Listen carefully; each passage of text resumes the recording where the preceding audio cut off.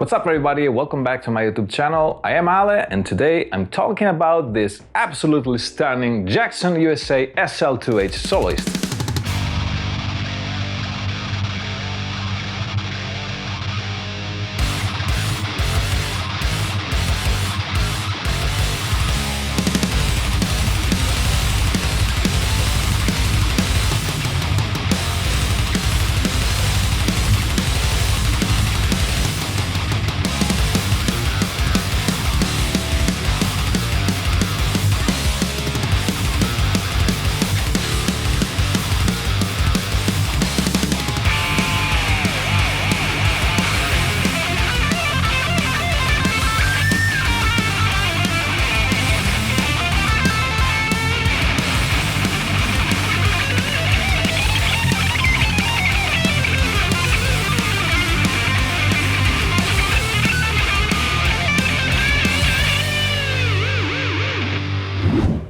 Alright, so since when I started playing guitars in the late 90s when I was a teenager, I've always wanted a Jackson USA SL2H and my wildest dream was either the Swirl 1 or a Trans Black. Yes, I know, these are almost impossible to find at a fair price now, and usually they are located in the other side of the planet. It always happens like this. However, around 2008-2009, I think I had found and used SL2H in burnt cherry sunburst finish that was located very close to where I lived. So I didn't think twice and I bought it immediately. Life got in the way though. Around those times I had to move to another city for a couple of years, then again to another city. I had to undergo a couple important surgeries and eventually stopped playing guitars due to a new job. Yeah, just life happening, I guess. And so I sold it back to the original owner, practically in mint condition. Then again, around 2018, things got a lot better. I managed to organize myself in a smarter way between work and family, started this YouTube channel, please subscribe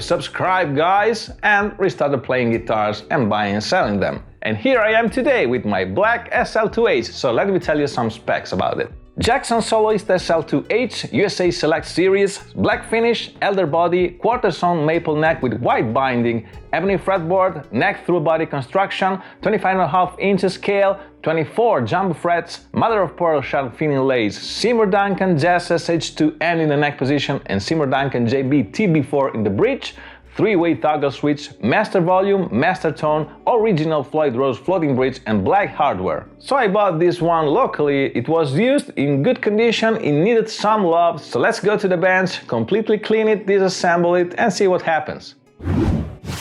Okay, so this is the typical Jackson hard shell case. Let's open it up. This guitar looks absolutely stunning. It's a bit dirty, I'll clean it later.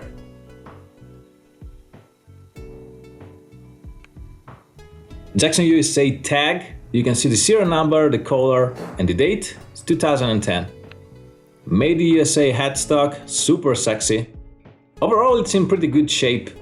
A couple dings here and there, I'm going to take care of them later, not today. The guy that sold me this guitar told me that this is a Seymour Duncan 59 and that they brushed the logo while cleaning it. I'm not really sure this is what happened. The other pickup looks like a TB4 and this looks like an original Floyd Rose. You can see the USA serial number. It's overall in good shape, it needs some cleaning though. Clean the body, same old drill. Okay, so let's loosen the locking nut. Put everything inside a half bottle of Chanticleer sanitizer degreaser, same old drill.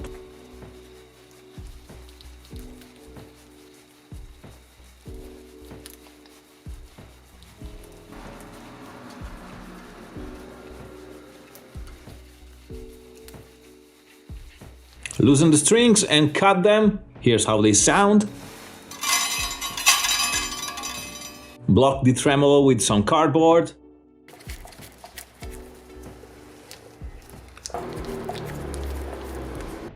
Opening the back cavities and wrong. If you set the springs like this, they might come off and you'll definitely have tuning stability issues. Wire cavity looks super good. Alpha pots. Okay, so let's disassemble the original Floyd Rose. You don't really need to over tighten this.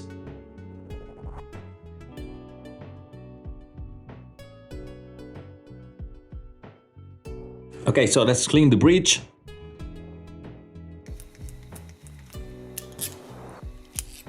Okay, pretty cool. Yeah, the screws are over tightened for no reason really.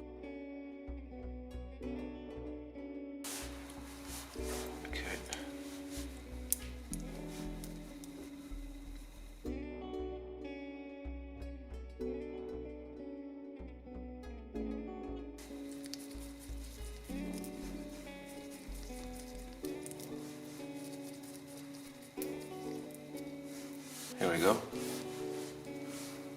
Okay. Original Floyd Rose US patented 32mm block.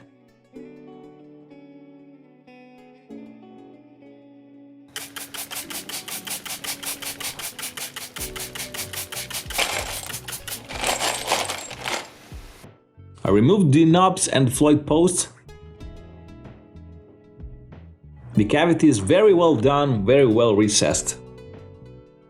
Removed the locking nut, there was a shim underneath it, not sure why. Truss rod works and looks great.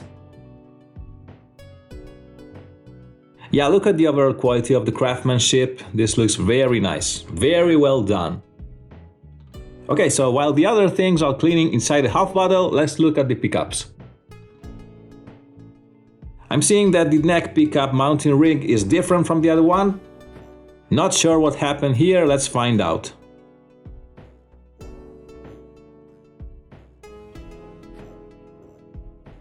Oh, really? Well, this is strange. Maybe it's being replaced. No problem. It's still an original 59, not for conductor type. No problem if it plays well.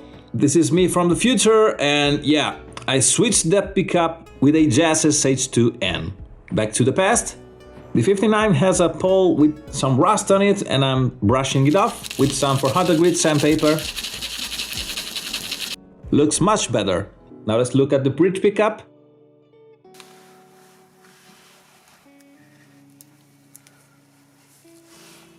Yeah, this is a TB4 from 2008.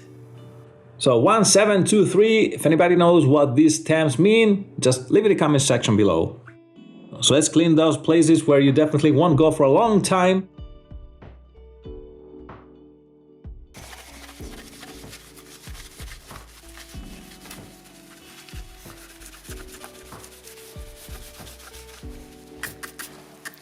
Let's go back to the Floyd Rose and brush it.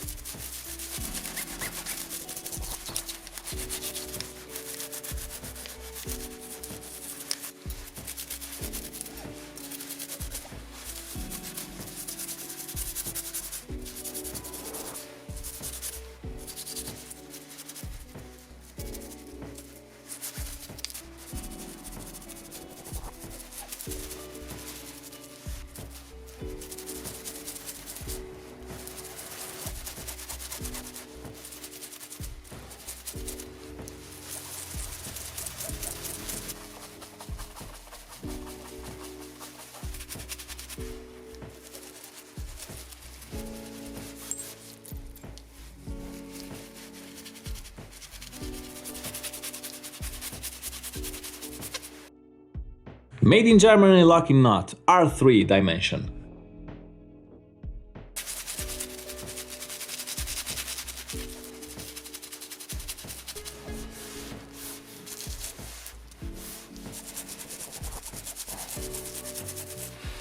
Okay, reinstalling the pickups. I've divided the screws like bridge and neck, hopefully. Looking nice already. The bridge saddles come in couples. You can see the numbers, 1, 2 and those 2 dots. You want them to match the fingerboard radius. I can't believe how many times I've seen saddles put in the wrong order. So you want 2, 1, 2 dots, 2 dots, 1, 2. Okay, just mummified the fretboard. The frets looks okay, but need some polishing here and there. I'm using Baroque fret erasers. If they ain't broke, don't fix it. 3 grits, 180, 400 and 1000. Remember to use a mask. You don't want stuff inside your lungs while cleaning the guitar.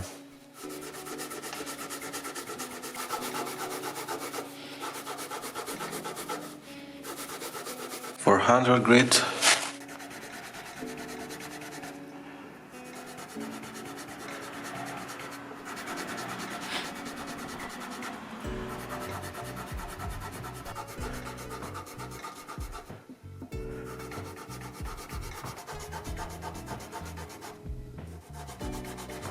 $1,000.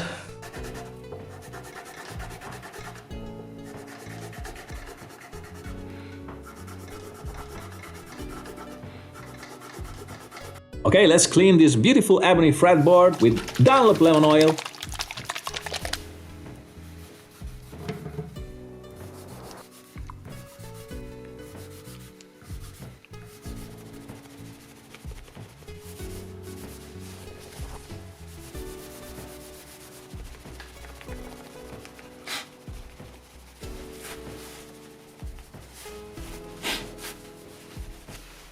And now let's clean the body with the spray from Dunlop. Use another rag, you don't want lemon oil all over your guitar's body.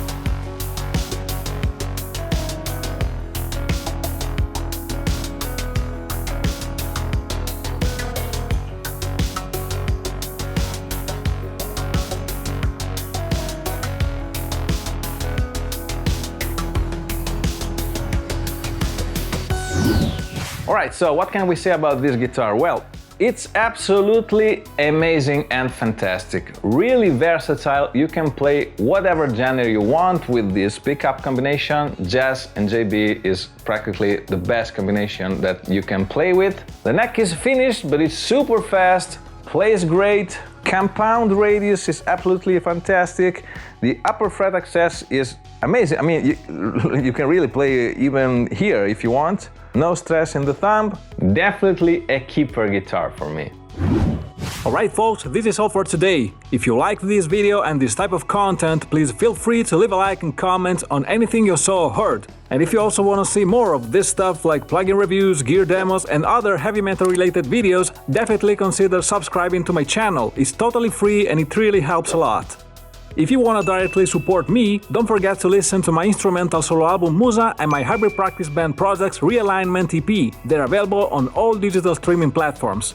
Also, you can get the official merchandise directly from our official Teespring campaign page. We've got beautiful V-neck tees, college hoodies and fitted tank tops. And also, you can get the quick intro songs that I made for my videos directly from my Bandcamp page.